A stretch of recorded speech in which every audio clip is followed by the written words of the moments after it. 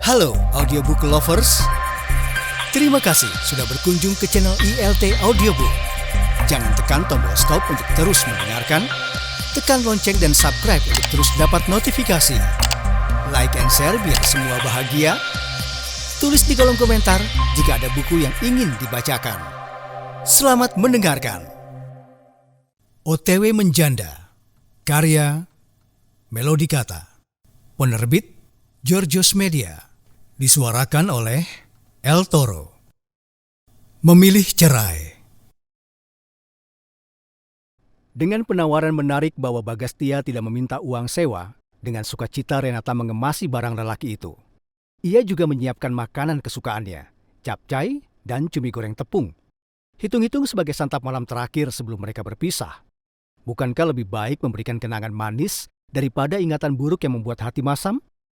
Matahari telah condong ke barat dan memberikan rona kemerahan pada langit. Renata hilir mudik dari dapur yang dirancang terbuka di teras belakang dan ruang makan yang memiliki pemandangan taman. Dulu, saat masih mesra dengan sang suami, duduk berdua di meja makan sambil minum kopi dan mengunyah camilan adalah kegiatan mereka saat senja dan hari libur. Bagastia senang dengan tanaman. Di teras belakang itu, berbagai koleksi tanaman sukulen miliknya berjejer dan sangat terawat, bahkan hingga sekarang. Sebuah pohon mangga harum manis tumbuh subur di sudut taman, mendampingi pohon pepaya dan jeruk nipis. Pria itu suka minuman yang dibuat dari perasan jeruk. Mengingat semua kenangan itu, sebongkah es seperti dilemparkan ke dada Renata. Menyesakkan, nyeri, serta dingin. Kakinya mendadak lemas. Ia terduduk di kursi makan dan menutup wajah dengan kedua tangan. Bahunya berguncang keras. Isakannya jebol mengisi sudut-sudut rumah yang lengang. Saat Bagastia tiba di rumah, hari masih terang. Jarak tempuh rumah kantor hanya sekitar 30 menit bila tanpa macet. Mendengar isak tangis sang istri, mau tak mau hatinya melorot dan mengerut.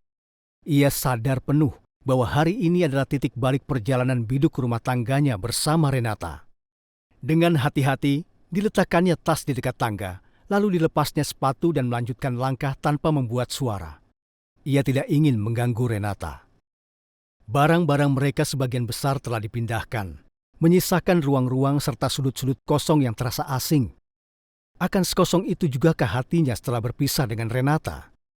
Ia memang ingin memiliki istri satu lagi, akan tetapi tak pernah membayangkan akan kehilangan Renata seperti sekarang ini. Ruang tengah mereka menyatu dengan ruang makan, sehingga saat memasuki rumah dari pintu di dekat garasi, ia langsung bisa melihat Renata yang duduk di ruang makan. Wanita itu sesenggukan tanpa melihat ke arahnya. Bagastia mendekat dengan perlahan. Perih juga hatinya mendengar ratapan lirih yang keluar dari bibir mungil sang istri. "Tak," panggilnya. Wanita itu mendongak. Mata sembabnya segera dikeringkan dengan kedua telapak tangan. "Kamu udah pulang?" sapanya dengan suara serak. Bagastia mengangguk, lalu duduk di kursi terdekat. Ia tidak percaya. Esok sudah tidak ada lagi makan berdua seperti ini. Pasti itu pula yang dirasakan Renata hingga sesenggukan. Sudah berapa lama istrinya menangis? Sungguh, ia merasa iba. Tanpa sadar, tangannya terulur meraih tangan Renata dan menggenggamnya erat. Bukan untuk menyatakan perasaan sayang. Tidak tepat seperti itu. Lebih cocok bila disebut sebagai upaya mencari kekuatan untuk melangkah ke masa depan yang di dalamnya tidak ada Renata. Renata menoleh. Matanya langsung berhadapan dengan wajah Bagastia yang tengah memandang ke jendela. Bila dipandang dari samping, pria itu sangat menarik. Walau tingginya rata-rata, Bagastia memiliki hidung mancung, mata lebar dengan bulu mata lebat, serta rambut ikal yang dulu membuatnya jatuh cinta hingga setengah hidup. Bagastia tidak memandang ke arahnya. Raut wajah itu tercenung, seolah yang di hadapannya adalah ruang hampa yang gelap. Hanya ibu jarinya terus bergerak, mengelus tangan Renata dengan lembut. Renata sebenarnya heran dengan sikap itu. Bukankah Bagastia sudah memiliki Dewi yang lebih seksi dan ahli bercinta?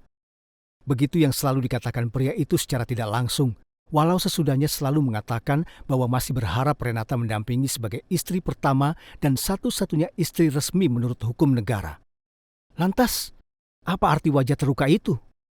Aku kangen kita yang begini, bisik lelaki itu. Matanya benar-benar menyorotkan duka. Renata tidak yakin Bagastia hanya berakting.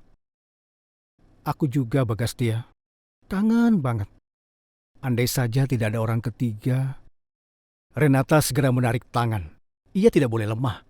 Prinsip tidak mau dimadu tidak boleh ditawar. Wanita itu berdiri untuk membuka tudung saji dan meletakkannya di atas kulkas. Kemudian ia mengambil air dari dispenser untuk suaminya. Saat hendak membalikkan badan, Bagastia telah mendekat dari belakang. Kedua lengan yang kokoh melingkar di pinggang Renata. Dagu lelaki itu disandarkan ke lekuk leher sehingga membuat napas Bagastia mengembus ke pipi. Aku kangen Renata, bisiknya. Tangan Bagastia meraih gelas dari genggaman sang istri, kemudian meletakkannya di atas dispenser. Sesudah itu, tangan kokohnya menjelajah tubuh lembut yang memancarkan aroma harum. Aku juga, jerit hati Renata. Ia tidak menampik bahwa tubuhnya menikmati sentuhan itu. Bukankah ia perempuan muda yang sehat dan penuh hormon? Sudah berapa bulan mereka tidak melakukannya? Sejak mereka pisah kamar, berarti lebih dari 3 bulan. Astaga. Sejenak, Renata memejamkan mata. Sentuhan itu membuat otot-otot mengendur. Ketegangan yang mencengkeram hati lenyap, berganti rasa hangat yang sangat nyaman. Oh, Bagastia. Jemari suaminya kini menyusup ke balik baju, menjumpai miliknya yang telah lama tidak dijamah. Renata semakin lemas. Tanpa dikomando, ia membalikkan badan. Bibirnya segera mencari keberadaan bibir tebal dan ranum milik Bagastia. Ia menurut saja ketika pria itu mengangkat tubuhnya ke dalam gendongan, lalu menderap menuju kamar.